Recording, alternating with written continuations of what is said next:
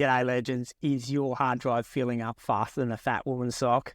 In this video, I will be answering a question on how to export your images from Lightroom and a way of saving more space on your hard drive. For those that haven't seen me before, my name is Tom Woods and I have been a full-time professional photographer since 2004 and was first published in Surf magazines in 2001, and now I also help photographers reach their photography goals and dreams. So today's question was from a YouTube comment which read, what is the resolution you would suggest to still keep good pictures but don't eat up too much space?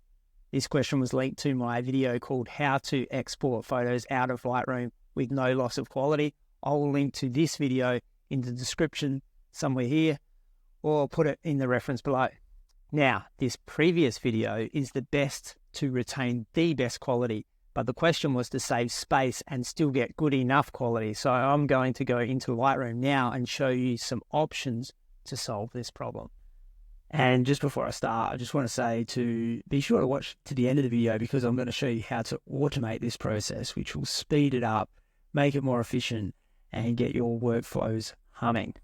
Okay, so we are in Lightroom.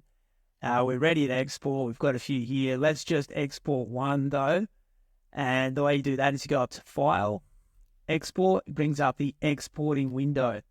So generally what I do is I have it in JPEG. I have it in the highest quality export. I don't resize to fit. Now, what happens if you don't do that? You get a very high file size, which is not what we're trying to do here. But just to show you what happens if you don't set any of these and you export, which this is the way I export to show you how to get the highest quality JPEG.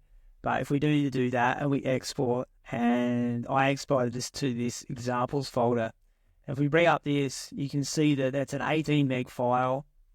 Its dimensions are 7,000 by 4,700. Now I've cropped this image a little bit, so off my camera it normally comes up 8,800, I think, widest length. So this is going to be a reasonably big file and take up a lot of room on your hard drive, and maybe unnecessarily. So 18 meg per photo really adds up over time, and you can see the dimensions are 7,000 wide. So what we're going to do instead to solve this problem of space on your hard drive is we're going to go to Export, and we are going to resize to fit. Now you can go, what I do here is I have a maximum pixel width size. I think that 3,500 is good enough definitely good enough for all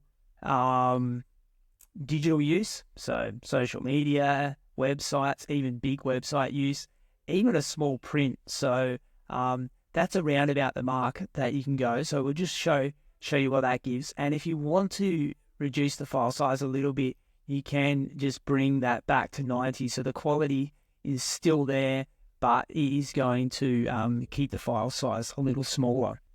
Once again, you do have to choose where you want the file to go. So in this instance, I'm happy for the file to go to the examples folder. And so you can choose that and you can export. It's going to give me a message because I just exported that other version. But what I'm going to do is I'm going to use unique names.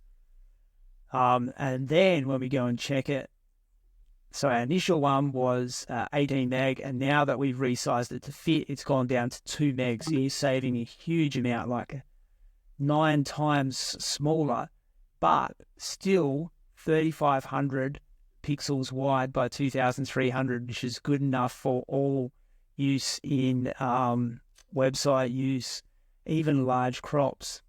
And just bring it up in Photoshop, and you can see that, even on a big screen, it looks pretty powerful.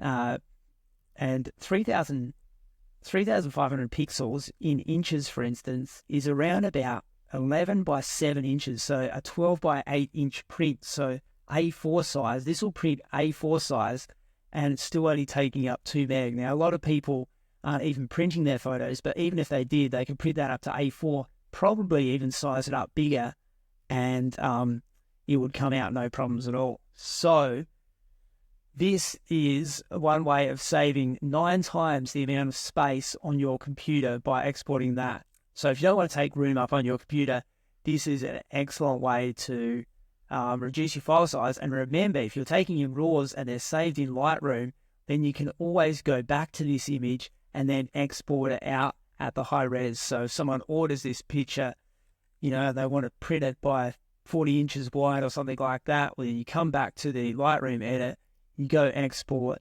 and then that you can save it out as maximum quality and untick this, so then it's sends it out at its high resolution.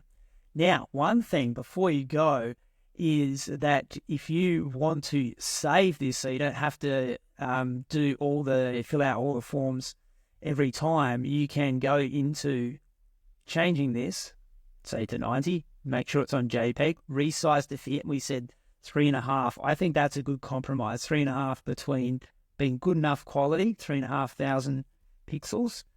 So you can do that. And then in this system, you can set up your own user preset. So you go over to here and you go add, and you call that 3,500 pixel JPEG. And now you have got all these. So you can see that I've got a few there. I've got one that only gives a 5 meg max output, one that's got a 16-bit TIFF. So for my big files that I export to designers and to my clients, I sometimes give them TIFFs. I sometimes just give them high-res JPEGs, depend on which one it is. And I've also got one for Instagram folder. You can see that that one exports out at 2,500 and goes straight to my Instagram folder on my desktop, so I can upload them to my phone. So you can make all these, and now I've got a 3,500 one, which is a good solid one to save your photos, have them at good resolution without clogging up your hard drive. So be sure to make one of these user presets. It's super easy, and then you don't have to fill out this every time. You can just go, when you go to export, so say if you want to export this one this time, you can go File, Export, and we can click on 3.5, and it will have all those settings for you and export that out. But always remember, you've got to choose where it exports to, so make sure it's going to the folder that you want to output it to.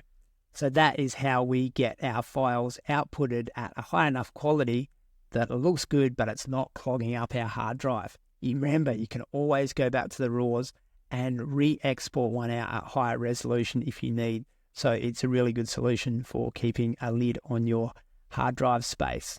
Got any more questions? Let me know, and we'll see you in the next video.